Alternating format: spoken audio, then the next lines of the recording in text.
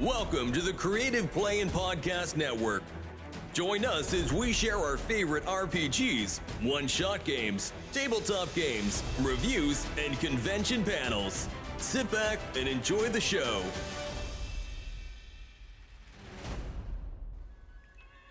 Hi, this is Kelly, aka Trixie from Ragnarok and Roll, assigned to Ragnarok Story, and Tilda Wimblewick from D&D Journey of the 5th Edition. First off, I would just like to say thank you to everyone for listening to our varied adventures, as well as for rating us on iTunes and rpgpodcast.com. If you haven't rated us yet, we would greatly appreciate it if you could. And if you're looking for more ways to support our efforts, we are now on Patreon, a great site where you can help us continue making more podcasts, as well as some special surprises for our patrons. If you can, please look us up at www.patreon.com/cppn. Every little bit helps. And again, thank you for listening. Hey guys, Jim here with Creative Play and Podcast Network. And Kelly. And joining us today is Dalaki, one of the creative minds behind a new RPG called Crest Saga. Hello, everyone. Welcome to the podcast. And I'm hoping you'll come here and stitch together some threads for your new RPG idea. Oh my goodness, that would be fantastic. I am here for it. And being a seamstress, I am very much in love with the whole idea of stitching these pieces together. So I'm there for it. You know, should I get my hand sewing out while we do this? So I've been lucky enough to go to your guys' website and check out the Quick Stitch packet as well as the Crest Saga manual, which is a beautiful 250-plus page PDF of how to play the game. It's literally the player's guide and a GM's guide put together, which I will totally throw it out there. It has some great tips for your storytellers, which in this case, I believe they were called Saga Guides, right? They are. We call them Saga Guides in our game. Okay, so before I ooh and ooh too much, go ahead and give us the skinny. Drop it like it's hot. Now, do you want the how it came to be, or just the elevator pitch of our tabletop game? Because I could go either direction with this. I'll say start with the elevator pitch. Oh, sorry, Kelly. Start with the elevator pitch, and then we can get the journey. Okay. So Crest Saga is a tabletop role-playing game that uses a dice suite system, meaning that we like to use all of the dice in our game and storytelling. So you have upgradable dice, your attributes, the things that you roll, dice explode. There's ways you can use resources to alter your rolls to increase your odds of success. And in addition to that, the biggest reason that we love Crest Saga is because of the crests. Crests are these magical markings that manifest on your body. And there's various different ways that they come into existence, but that's also part of when you make your character. You get to decide what that story is and what that looks like. And so not only do we have a mechanical reason for you to control magic, but we also have a very storytelling driven narrative about why that exists for your character. And so we didn't want to have classes in our system. And so you get to pick any two of our 24 crests in our player's handbook. We have quite a variety, and you can mix and match whatever you want. If you want a teleporting warrior, you can have that. If you want someone that's a sneaky healer, you can do that as well. There's a lot of different utility and options that you have to make your character. So that's Crest Saga. That's the main selling point that I have for you. But it's also the world of Quilterra. That's what we currently call it, is the idea of this water planet. And there's this Stitcher entity that is taking land masses from other worlds and sewing them or stitching them into the fabric of this world. Not only the culture and the land, but also the magic as well. So you're getting new crests, you're getting new cultures, you're getting anything and everything all mixed together in a wonderful setting for you to play in. I mean, the best part that I like about that is for future supplements or GMs just wanting to go crazy gonzo off of the deep end, you can totally just say, and today there's this. We don't know why, but it's... Oh, yeah. And really kind of brilliant. Oh, thank you. And, you know, the player characters, which are called invokers, there really is an unlimited possibility of combinations you can come up with for your characters, which is an awesome thing. You literally, as a storyteller, you can tell your players, yes, you can find a combination. And that's one of the most satisfying things when you run a table of any sort of tabletop role-playing game is like, hey, I like to say yes to my players. And now there's even somewhat fair and balanced ways, or at least just fun and inventive ways for you to say yes. And one thing I do like is with the character's attributes, how you start with a D6 and then you ramp up the dice for the attributes. That was an interesting way of doing character play. And by the way, your character sheets, I do love them. They are broken down so nicely from a usability player point of view, so that way your GM can easily point there, if you're getting a new player at the table. And you have two of my favorite rules, and you kind of mentioned the second one, which is the natural one rule. We all know that. Crits happen. Fail. Crit fail happens. And the exploding dice, which that's, like back in the day when I played Savage Worlds and first heard that term exploding dice, I love that kind of mechanic where it's not just a crit, it's and keep rolling. And keep rolling. And keep rolling. And I love when dice explode, but also it feels even more dangerous when the bad guys get to do it, and it just has that sense of like, oh no, they exploded. Okay, they exploded again. Timmy's down, y'all. We need to heal him quick. Bad things happen. Turn around in the story. And one thing I do like is also the corruption checks. So how does that work with the magic? Okay, so I'm getting all fumbled over myself. I just went a million places at once. One of my favorite parts about Crest Saga is that we don't use spell slots. They seem to, I don't know what the term is, but they didn't feel good. Usually, like when you're doing any sort of advancing casting, or even like just what most other big tentpole publishers have for their tabletop role-playing systems that use magic, it just always felt limiting. It's like, oh, I can't use my magic anymore. I can use a cantrip. They're like, well, what if you could push past that limit? What if you could just use magic safely up to a point, and then once you get past that point, you run the risk of, bad things happening. And in addition to that, we just thought that what if magic was just so raw and so dangerous, and that crests were a easier way, or at least a safer way for you to practice magic. And so because magic has this possibility of warping and changing, kind of like almost like this nuclear energy that's just chomping at the bit to be used, if you overuse it, you can overstrain yourself and your crest start to become corrupted. And so instead of any sort of like death saving throws, we have corruption checks, because once you get 3 corruption marks, you either die, which is the happy ending, or you transform into a horrible monster. Death or the problem. And we accidentally solved kind of a few problems with the other systems that we've played before, where it's like, oh, they died, well, we can just resurrect them with a spell. It's kind of taboo to resurrect people in the game because they got their happily ever after. They don't have to worry about, turning into something that's going to hunt down their friends and family. I like that idea. Of course, then you do have those one characters that are, or one players that's no, yeah, I want to that would just want just to see the world burn.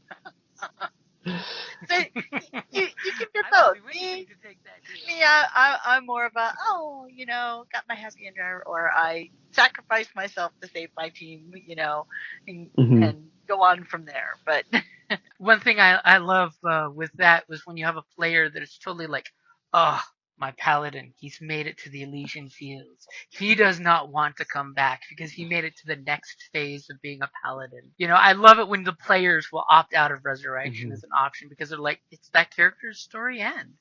But maybe you want them to come back to be a monster. And there's always a little bit of Schadenfreude tucked in with that, where you're like, it's okay if the party suffers because my character came back as an entity.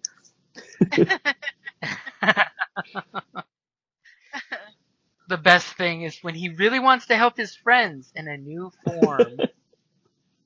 How does that translate at the game table? For the corruption marks, etc.? Well, I just mean story-wise. How does that translate when this new monster wants to be helpful to his friends. Oh, I also think it's probably more like a monkey paw in that situation where it's like he wants to help. Oh, you're sad that people are attacking your homeland. Well, if your homeland wasn't there, you wouldn't be sad. And so just, I'm helping, right? I took away your responsibilities. You, you don't have to worry if she loves you. She doesn't exist. A very Sith Oh, yeah. approach. I took care of your weakness. It's all gone. Do it. So, sorry I interrupted you earlier, but how does corruption work at the game? So how corruption works at the game table, you make these things called corruption marks if you ever go over your safety threshold. So when you use magic or use your abilities to push your rolls to success, you make a luck check. And so when you roll your luck attribute, you have to beat the DC 4 plus whatever overage you might have. Now, if you take damage while you're down and unconscious, that triggers an automatic corruption check. So you come back, you almost kind of get like shot with an ED, but you also check to see if you get a corruption mark. Now, there's actually two different types of corruption marks. There's a lesser one that goes away after a good night's rest, and then you have another one that requires some intervention and a week-long rest. Those are called greater marks, are the harder ones to get rid of, and lesser marks.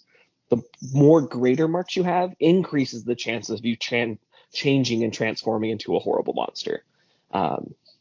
So if you overuse your magic, if you take damage when you're at 0 hit points, and either temporary or I say live HP or real HP, but also if a monster, while you're unconscious, tries to do a corruption check or a corrupt mark.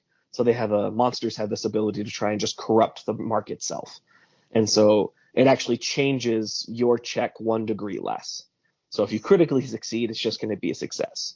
And so how that translates is that you make the rolls to determine what kind of mark you get, or if you get a mark. And then once you get all 3, it's kind of up to the saga guide to determine how quickly that transformation happens or death.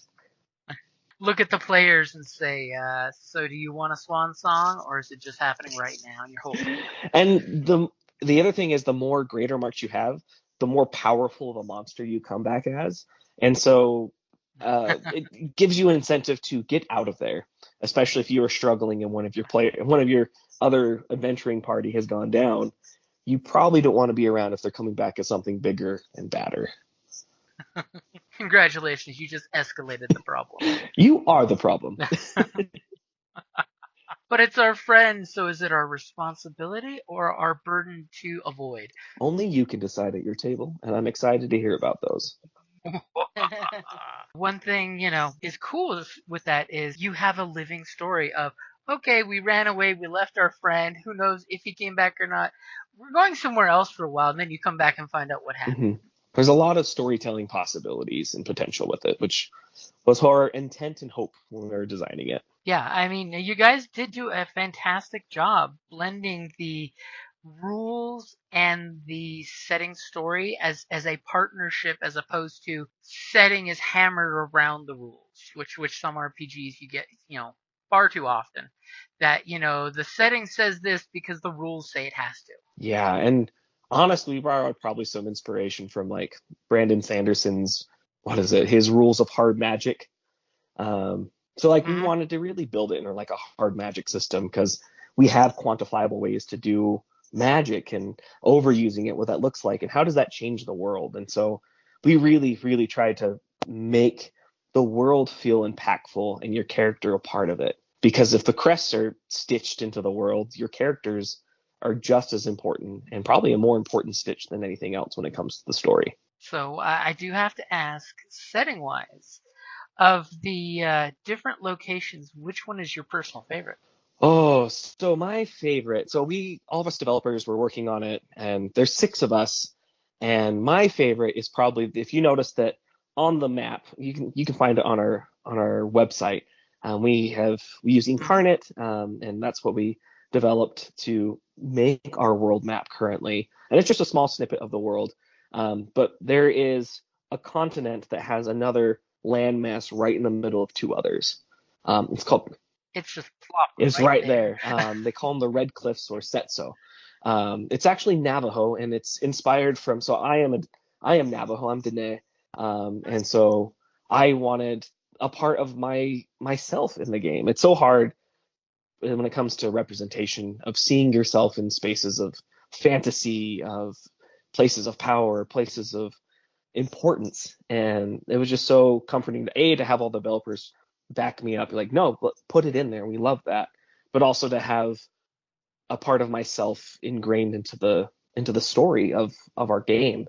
So I think that's also kind of a love letter to everyone else to put themselves in this world, because we didn't want to have a setting agnostic. We wanted to have a setting inclusive, meaning you can bring any other world into ours, and we'll give you the tools to find ways to make it work. That's one of the beautiful things about the setting. I mean, you can own it and make it yours, which is hugely important at the game table. That's fantastic. And I love how in the map you literally have the 2 continents there, and then all of a sudden, bloop, in the middle, there it is. Yeah, and there are story reasons why it's there, and why there's one layered on top of the other, and that's the best part. We have, not only do we create a setting that can be ever expanding, but it gives us a lot of creative room to bring in modules, to bring in expansions to the world, and gives us a lot of fun ways to like really build. It's kind of daunting, because a lot of times we think of like Forgotten Realms or the world of Pathfinder, and how those stories are so monolithic in a way because they took so long to build. But we're starting on the base of the mountain, and we're starting to build our world, and it's invigorating, it's thrilling, but daunting all at the same time, because this is setting up precedents where we're making a world that has a history, and we hope that other people's games and other people's tables will help influence too. Which I love the world's name, because, as a GM, world names are hard. But the fact that some being quilted the earth together here, it's Quilterra, which is just poetry. Thank you. we chewed on that one for a long time. It took us a while to come up with an idea. Because names are hard. They are. But what is it? You got to name it, give it a new name, give it a new life, but you got to say it every day and say it with love. and then let it go. And then let it go, and hopefully other people can learn to love it as well. Even naming a character, you put thought into it. It's not. It takes on a life when the name helps breathe life into it. So in regards to the setting, we know your favorite location. Besides the out-of-game reason, is there an in-game reason why you like that location? An in-game reason? Okay, so that's the hard question. Oh no, I have the answer, but it might give some stuff away. But that's okay. One of my favorite reasons that it's on top of 2 continents, and so it's created this. Not only is it my out-of-game favorite, but on my in-game as well, because it straddles 2 very different extremes. You have one area that is a very religious in a lot of ways, another one's very feudal, and so those 2 clashing kind of countries or land masses, and those people, they not only are they already fighting over resources because they're in a new world, there's magic now in ways that they have mixed with their own, and now you just put this giant continent that has these massive scaling red cliffs, and it just has all these potential for new crests to kind of manifest too. So as new worlds show up, new magic show up too. So we have an ever expanding possibility for different magics to exist, which we have already prepared for. We have 24 crests in our player's handbook. We are various different levels of readiness, but we have 54 crests drafted. So you can sprinkle them as needed to come out. Yeah. And we really do want to avoid like, oh, there's only going to be like 3 or 4 crests in this, 3 or 4 crests. Like, we want to feel substantial if you ever to get any sort of product from us. Mm-hmm. We don't want to be like, oh no, we want you to have a lot of tools and a lot of things to play with for quite some time. And there honestly is an infinite option for adventure ideas because the beautiful design of the map has lots of coasts, so you can have a coastal adventure. You could go cross country and deal with the factions having their different kerfuffles, let's say, Hmm. and then you then have new lands to explore constantly. And we also have this thing called the scrap belt. That was another one of our favorite areas. So all the extra stuff or stuff that hasn't been stitched into the world, it's in a ring around the planet that is visible during the day. I mean, if you're going to have a fantasy world, you might as well throw in some extra moons, if not a ring around the planet. Because why not? I mean, who knows what all that stuff in space is? I mean, maybe it's the leftovers, or maybe it's the soon to be used materials. And Yes, yes, sometimes, yes. yeah, and sometimes stuff falls from the scrap belt and that ends up becoming a dungeon. And so people go explore it. So there's an ever expanding reason. I keep saying ever expanding. There's always reasons for you to keep exploring. See, that's a great one because you could literally have like in different shows and first person shooters, you have the here's the event that drops, and now you have an entire arc for just this thing of what is it, what's inside it, what's around it, and what new magic's going to be released. And it also opens up a way for us to do our own kind of unearthed arcana or additional playtesting. So besides the core 24 that we have in the player's handbook, new crests keep showing up. So like, hey, one of our favorite things is we do a crest research report, meaning that, hey, there's some new crests that have been popping up. Let us know if you see any of these in your group and report back to us. How did the magic work? How did it manifest? How does it play? And then the subtext is, you play test this, give us feedback so we can add it in later. And so we have an in-story reason to play test these crests because there's new crests showing up. And out of and a more meta version, like we want you to try these things that we've been workshopping. So it's been a lot of fun to start experimenting with that. What I'm hearing is a fantastic reason to be on the Discord channel, which we haven't mentioned yet, so that way you can have in-game and out-of-game events from time to time. And exactly, we have our Discord channel, which we do a Q&A every Saturday. The times vary. We usually post it earlier in the week, where us devs will hop in a voice chat, a couple of us, and we'll field questions. And then we'll talk about upcoming events. We'll talk about upcoming conventions that we're going to or other types of activities or demos or gameplays that we've got coming up. That's awesome. Which also is on our website as well. We have a news and update section where we, every couple weeks or whenever we have new stuff come up, we just let people know. And we technically have a newsletter as well. There's a lot of ways that we want to reach out and make sure that people are informed. Yeah, and your website, which by the way is crestsaga.com, very nice, very concise, very demure, very petite.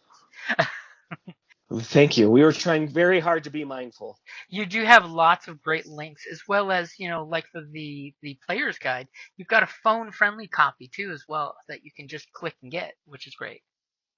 Yeah, and we wanted to do a reduced size PDF so it didn't take forever to load up on your phone. So that was our hope. I'm glad that it's working. I always worry a little bit because I am the website keeper at times. So when things don't work, I'm like, oh no, I have to get to my computer. I have to try and fix this. But that's one thing that is great is everything is at one place, and if you need anything, you've got the demo and document section where all the documents you need are there, which is great. With one handy dandy click button, boom, you've got the book, you've got the quick start, you've got everything you need. And that quick start packet, it's only 26 pages, and that's counting the cover too. So it comes with a module, pre-generated characters, a couple of principal reference guides as well as maps for the adventure. Oh, I will say it comes with a GM screen. That's what I'm going to throw out there. It's for a quick start. It literally will get you going right there. It's got the pre-gens. It's got everything you need to get rolling with the game, including a very good, and I got to give you props for this one because these are the things you hunt down as a GM for players in new systems, a general combat actions page. It's 2 pages worth of here are your options. Here's what takes an action. Here's what counts as a action or a free action and one IP. It lists Hmm. everything out for your new players, so you could show up at a game table, give them the pitch, and give them the pre-gen characters to look at and say go. And And yeah, it's been fantastic. Sorry, I didn't mean to interrupt oh, you. no, Go ahead. no, go ahead. Well, that we've been playtesting for about a year and 3 months now.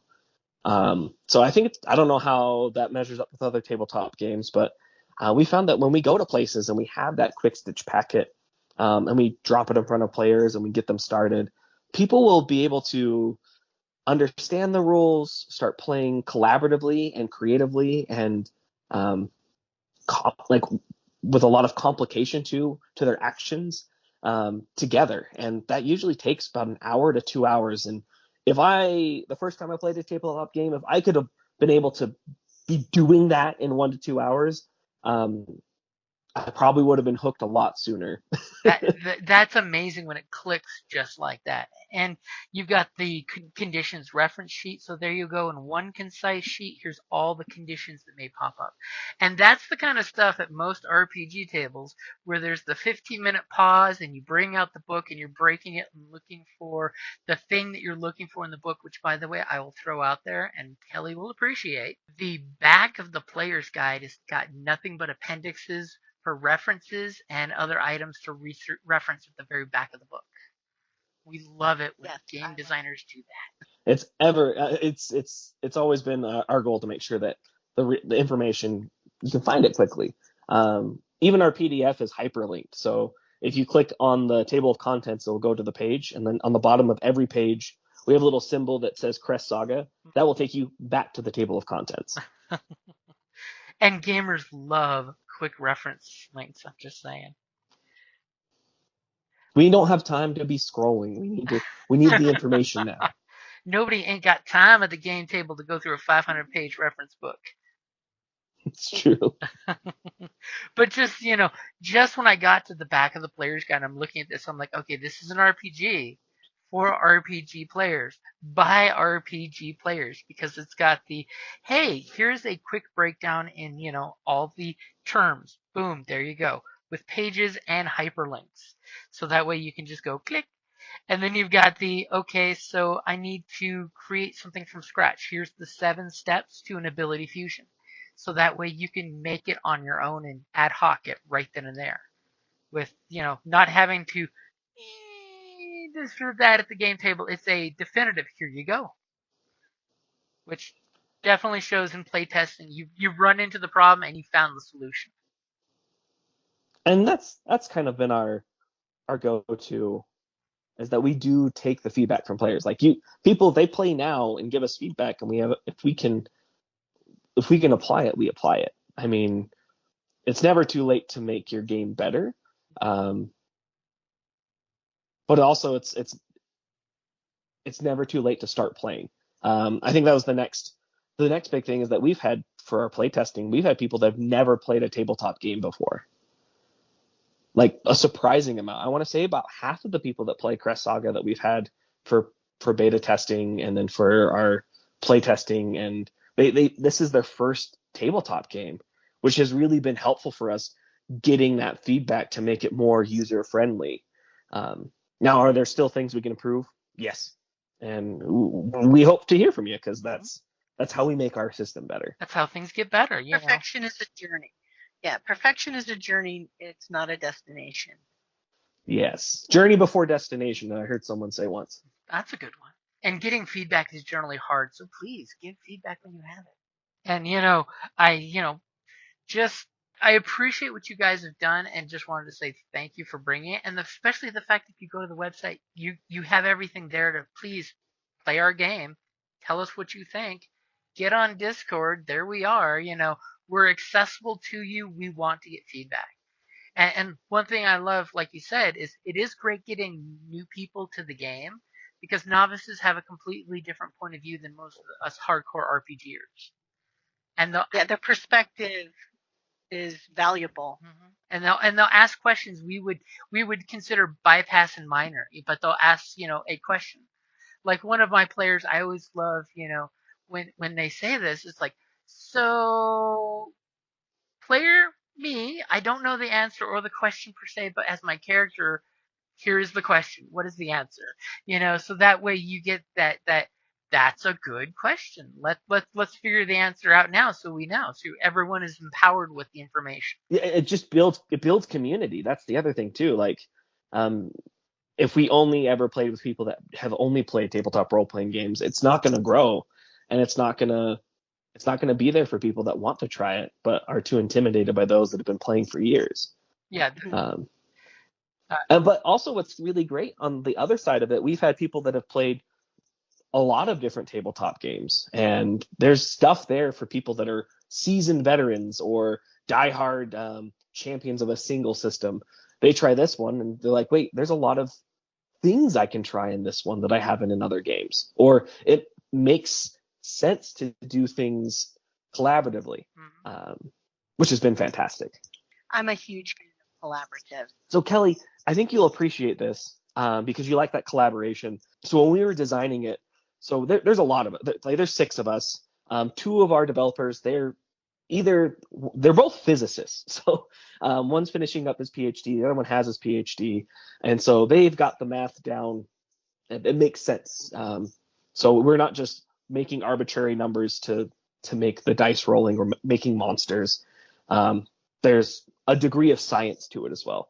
But also, when we were creating it all together, we were drawing from all of these other different tabletop systems, all these themes and fantasies of what magic, when you want to use magic, what are those tropes that you want to hit? What are those magical crests, those themes that we want to play into? And so we wanted to make sure that you didn't always just you wanted to have synergy with other crests. We called it, make sure the crest plays well with others. That was one of our mantras when we were creating a new crest. Does it play well with another crest? That way you can combine any of the crests together and have these really cool, unique combinations. And so we ended up with this micro synergy where you can pick any 2 crests and you'll have something to do during combat, during exploration, during social engagements, etc. But we accidentally did something as well. Oopsie. Because we were so focused on each crest working well together, it was no longer an individual that had 2 crests. It was now a party of 5 people with 10 crests. And so now we had this macro synergy where it was beneficial for people to work together. Like, I've never felt more empowered as a healer in a game. I've never felt more empowered as someone that buffs or debuffs, because every single one of those actions matter in combat. And so you can build a completely non-aggressive character. One of our playtesters, he's like, I don't want to make a single attack for an entire game. I want to know if I'll have fun. And he went from tier 1 to tier 1 to tier 6. That's a full level 1 to 20 for those that follow most other tentpole tabletop games. And he never made a single attack, but he always had fun in combat because he was healing, he was helping, he was buffing, he was debuffing. And so it just felt good. That is, and not feel like just a heal bot. You know how in some it's like, oh, the cleric, all I got to do, that's all I do, the same healing spells, or that type of thing. It's this game. It seems much more. You're not. You don't just feel like I'm just there to heal. So I like how you can individualize it so much. You could have a whole party that shares one crest, and they all have a different crest, and they would all feel different. Hmm. And that's... Well, I have a question for you. Yeah, go ahead. What are your 2 favorite crests to use together? Oh my goodness, I know it's a hard question. It is, and I've thought about it. My first character, this was back in alpha testing. This is before we had the pretty character sheets. We had some hot garbage before. But his name was Lee Yazi, and he had the Annihilation crest and the Aegis crest. And it was just so much fun because I could protect people with my left and the destruction. And I just felt like Chad from Bleach. I'm like, this is what I've always wanted to do. But then also, like, later on, I did play a healer character that also, he picked life and death, and I only picked passive invocations. So invocations are the things that you select to further solidify how your magic manifests and like abilities that you have. And so kind of think of them as like alternate spells that you can use your crest for. And some of them are passive. And I picked the death crest and the life crest. And so I was constantly being able to buff people by healing them, but also get benefits the closer I was to death. And so it was a very fine line that I was trying to navigate. I think one of the invocations is like close to Dora's death. If you have a greater mark, you got extra bonus damage. And so for a while, Lee had 2 greater marks for about 4 sessions and wouldn't get rid of them because it was addicting to have that much power readily available at his fingertips. And so it was very Do the glass cough, cannon, cough, and I'm fine. it scared the rest of the party very much so, because if he changed, it would be a very powerful monster that would be coming for them. Monster based on death and life, Like with lots of suffering in between. abilities kind of thing, life and death, Think what an interesting environment that would make. Reminds me of we have a friend, Dan, who had a character who was a scion of a god, and he had both love and hate at the same time. And, employed that. It was very interesting, to have the opposing, it's like 2 heads of the same, 2 sides of the same coin, but how you can use them together and apart, that type of thing. So what you're saying, it was a cat. It loves and hates you at the same time. Yeah. Dichotomy of nature. The essence of a feline. Gotta love those cats and those players that remind you of cats, especially when dice hit the floor. And one thing cool I will point out on the website is you have pre-gen characters out there up the wazoo on the links, which is nice. So that way players can see examples of here's how this type of character would look. Yeah, that was kind of our hope too, that like if you wanted to play Crest Saga really quickly, but you didn't have time to make a character. So we had various different types we called them the quick stitch, quicker stitch, and the quickest stitch, just for how quickly you can get into the game. And we made the 5 pre-gens from the quick stitch packet. So you can, the character sheets from both of them are different. One is a single page. The other ones are if you're going to play a longer campaign. So you can level up, keep track of all your invocations. You do get more crests as you level up or tier up, which is a lot of fun as well, because then you can further narrow in what you kind of want to do with your magic and with your character. But then also what we like to do on our social media is that every once in a while we'll do a character creation challenge. And so we'll pick some sort of theme and you give us examples and we'll make it in our system so you can play it in your games if you want to. Now we say it's inspired by a character. We don't want to do any infringements on IP, etc. It's an homage. Exactly. An homage. An homage. But we've done a lot of various different challenges. Like we've done literary, we did Zorro from One Piece. We also did the Golden Compass. I can't remember the main character's name. We did her. Velasco. Yes, we did her, and it was great. We also did Puck from Grimm Sisters. I think that's what the series is called. So we did a play test. This is my favorite play test we've done in the most recent history of the game. But someone made Madonna, another person made Jabba the Hutt, another person made Legolas, and then one person accidentally made Danny DeVito. But it worked out because the trash fan was there.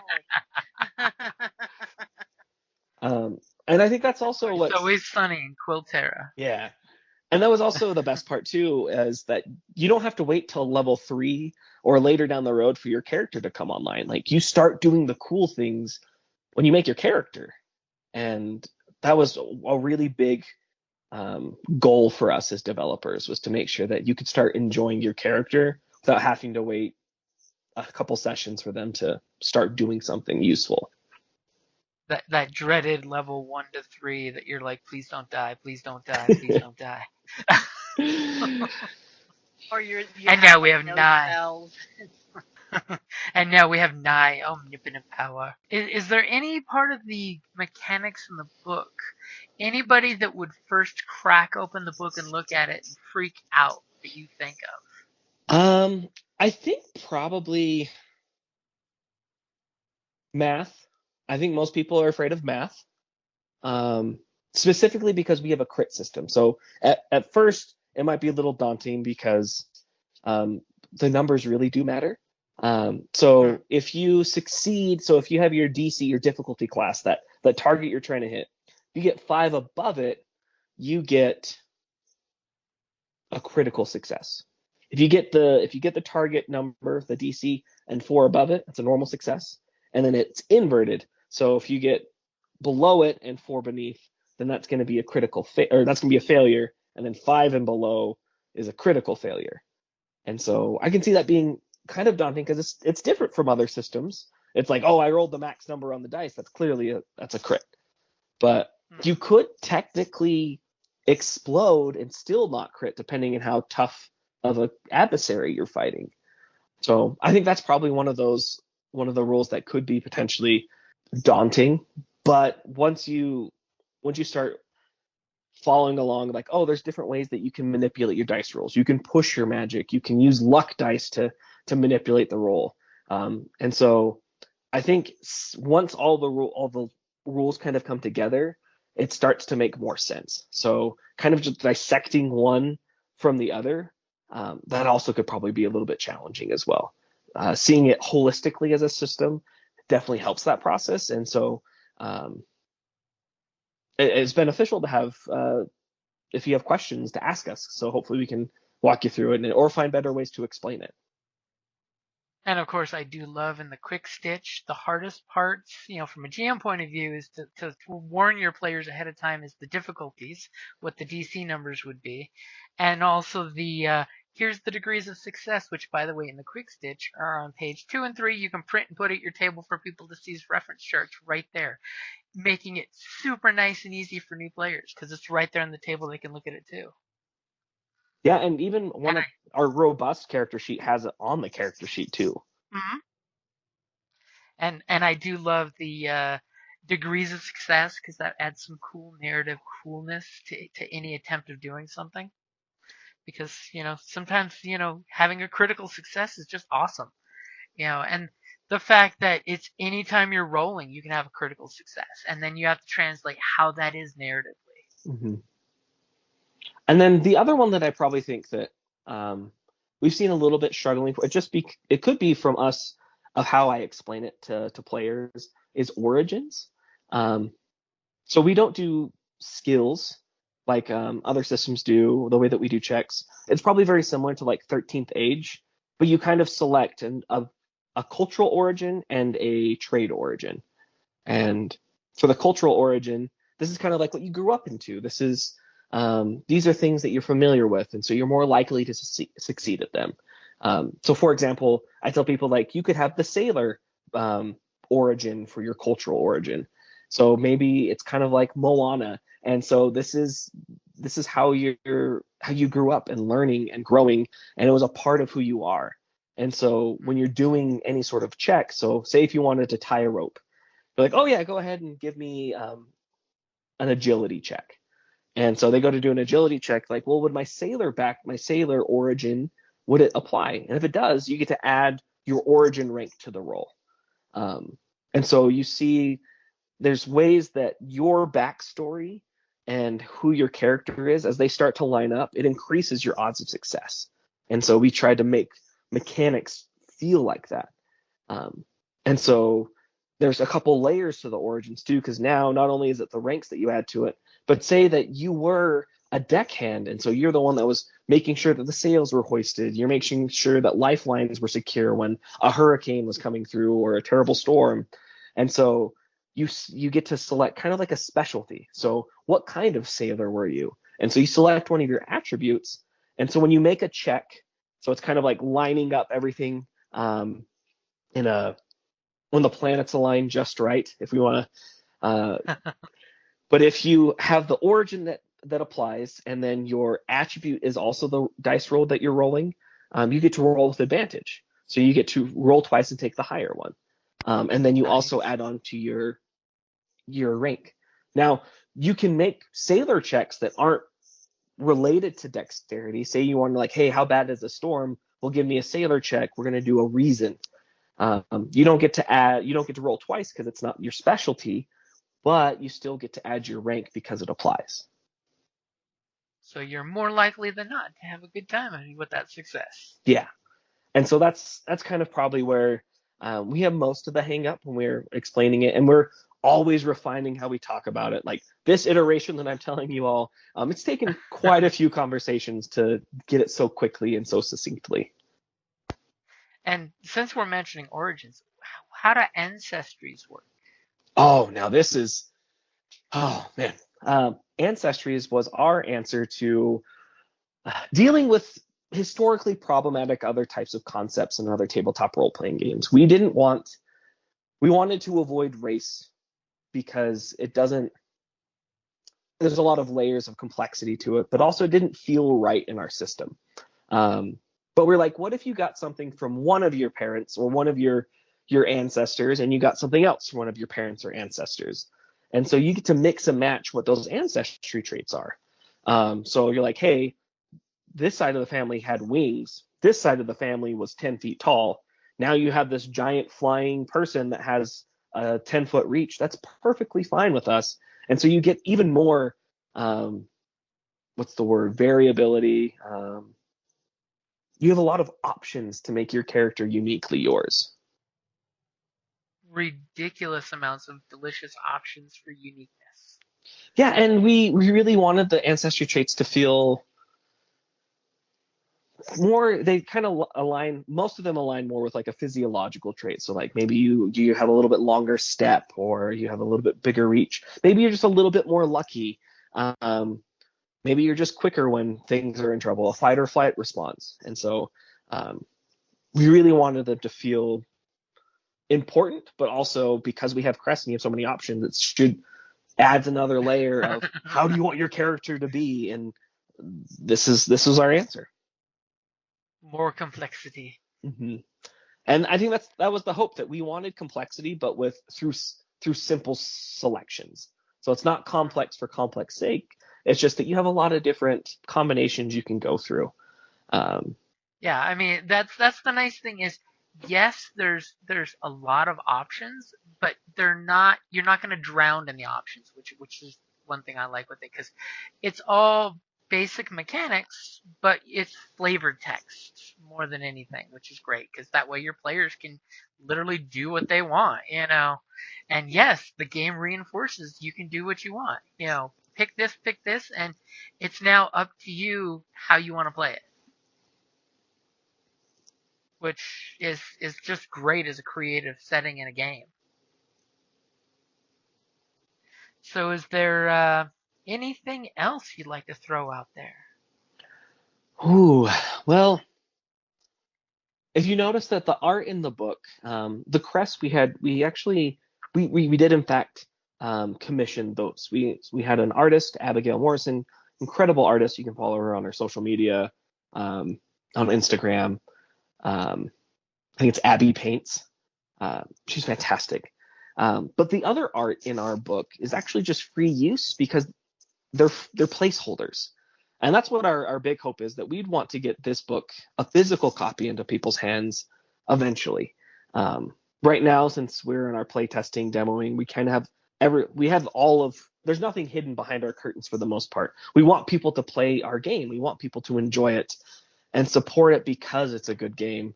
And so eventually we do want to crowdfund. We want to crowdfund for artists, for maybe some professional editors. Like everything we've done is just basically mostly from the skill set from the developers.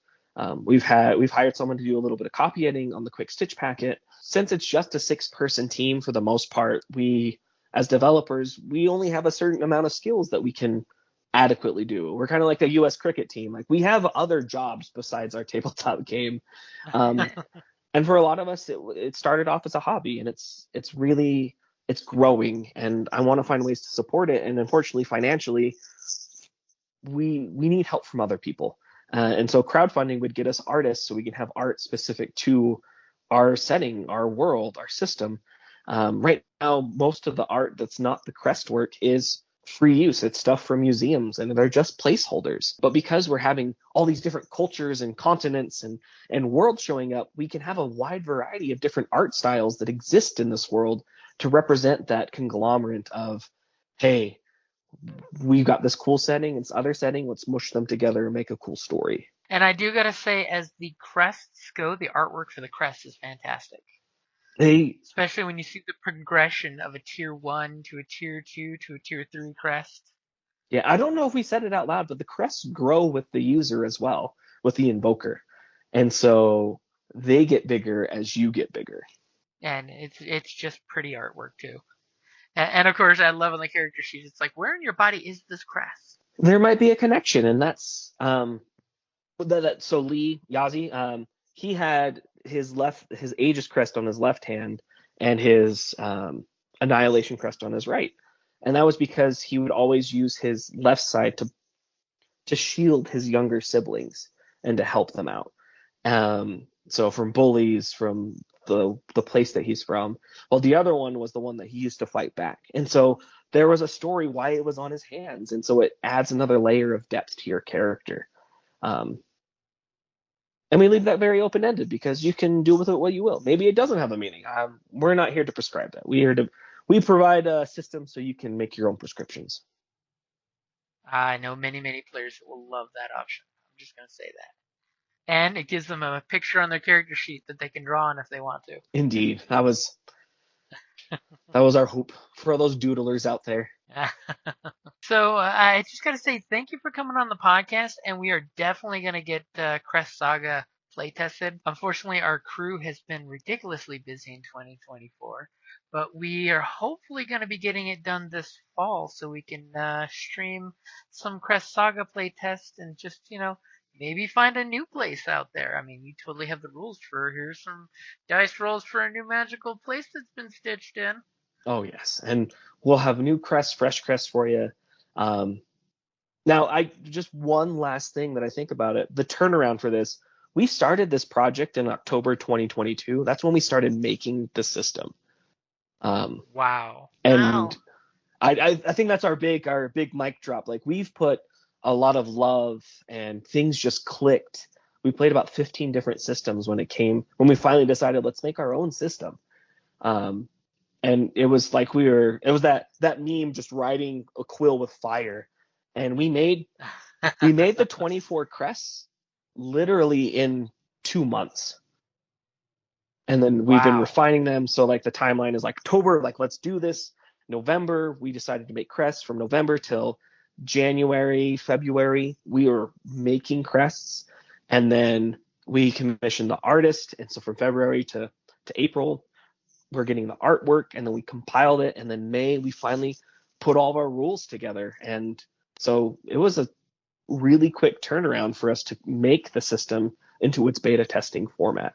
And definitely a labor of love. Yeah, a lot of love has been put into this. And like even our PDF, some people cringe at this fact because they're like, there's so many better programs, but we just had to use what we were used to. And so that whole PDF is done in Word. I use Word all the time. Yeah, and like if I had the skills to do InDesign or any sort of editing like that, I would, but we have limited time. But we know that we did not limit our time and how much effort and how much love we put into this project. And see, that's the best part is you got the product. It's out there. People can see it. If you crowdfund for like physical copies, then you can have the cash flow, because I'll just say it, cash flow, because artwork and actually having somebody format a book for you is not cheap. It's not. It's not cheap. It's ridiculously not cheap. I mean, and good artwork is also ridiculously not cheap, So to get those, at least you have the placeholders there to, hey, we've got some artwork there to help inspire you in the moment, which is great. And the fact that you got the book done as a PDF. Period. The fact that you pinned it to you inked it to paper, that's huge. That's monumental. And in less than 2 years, we still got a few months before October of 2022. I mean, there's still a lot that can happen between now and then, and that's the biggest challenge for us, is just getting people to try it. I mean, try our game. It's free. I mean, what other things are this free right now that you can just try? I mean, heck, RingCon's coming up, and I have yet to commit myself to what games I'm running, so I might be able to do the Quick Stitch. If you do, we'll send you, we can support you. We can send you some stickers. We can send you some other stuff. If anyone wants to run one of our games for a convention, we will support you any way, shape, form that we feasibly can. We're going to a couple conventions ourselves. We're going to Big Bad Con, FanX, Wasatch Comic Con, as well as we might make an appearance at PAX Unplugged in December. So we're really trying to get the word out there, because for the most part, people that try our game, they have a good time. And we just want to keep finding people that want to have a good time. That's awesome. Well, honey, if you do the game at RingCon, make sure you don't schedule it against mine so that I can attend. Oh, fantastic. Oh no, if I do, we'll have to go to our local brick and mortar store and have a one-day game day too.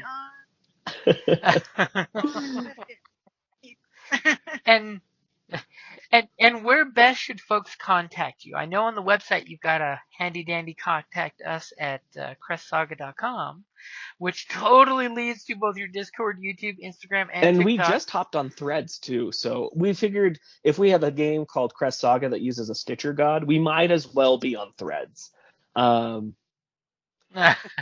But honestly, Discord's the most direct way to contact us. We also have a newsletter. That's our best fight against the algorithm, is that if you want to get news updates from us, we send it at most once a month to give you all the updates, any new Crest reports, any modules we come out with. We have 5 free modules for people to play. So there's a lot of options for people to do Crest Saga. But yeah, and we love to chat with y'all. Since 6 of us devs live in 3 different time zones now,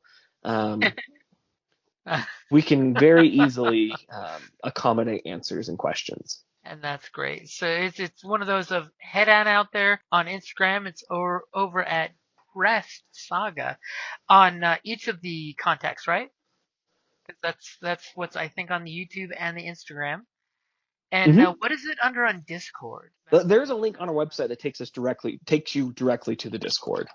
It's called the official Discord, so the Crest Saga official Discord. Yeah, and that's why we put up forefront. There's the Discord server, playtesting newsletter. We've given as many possibilities as we can feasibly do to be able to contact and support people that want to play our game. And I definitely thank you for that, because it is great to be able to send feedback instantly and find out, hey, on Discord, what's going on? Or is anybody got a group going online? Because the nice thing with your system is you can totally play it online with your friends. I mean, Oh, yeah, absolutely. And like Owlbear Rodeo has been not a non-official sponsor, but it was the one that was free, and it's the one that you can do quite quickly.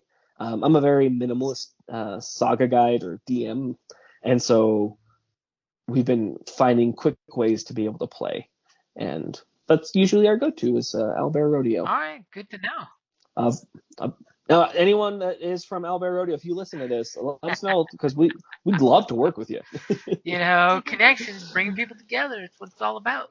So I just want to say thank you for bringing the gift of Crest Saga to us with you and your team. And to thank you for spending some time with us on the podcast. And we will totally say come on back anytime you want, especially when we get some play testing going on, because there's going to be probably questions then. As I tell all my players, write down your questions on a notepad and then dump them on me all at once. And we will go and we will answer them. But I just want to say thank you for coming on the show and joining us. And thank you so much for having us. And everybody at home, thank you for listening. And go over to crestsaga.com. Check it out. check the playtest out. You could get a game going in like 15 minutes with your friends. I'm just gonna say it's that smooth of a quick start. You can just get right into gaming. And who doesn't want to mix up a bunch of different crests? I'm just saying. See what the wackiest combination is you can come up with. I know, right? I mean, our current package that we're working on, it's all about summoning monsters and creatures. So that's, yeah, we've got quite a bit of options in our extended Crestiary that we're working on. But definitely, thank you again for joining us. Thank you so much. This has been an absolute pleasure. And if we ever want to do a follow-up, you have my email. Yes, I do. And our Discord, so. Yep. And your Instagram and YouTube. I'll throw them all out there. Oh, thank you so much. All right. Thank you for listening, guys. Bye. Thank you for listening to the Creative Playing Podcast Network. If you enjoyed our show, please check out D&D Journey of the 5th Edition and Ragnarok Enroll a Scion Hero to Ragnarok Story. Also, check out our Patreon page for more content and behind-the-scenes things, as well as joining us for a one-shot game or two.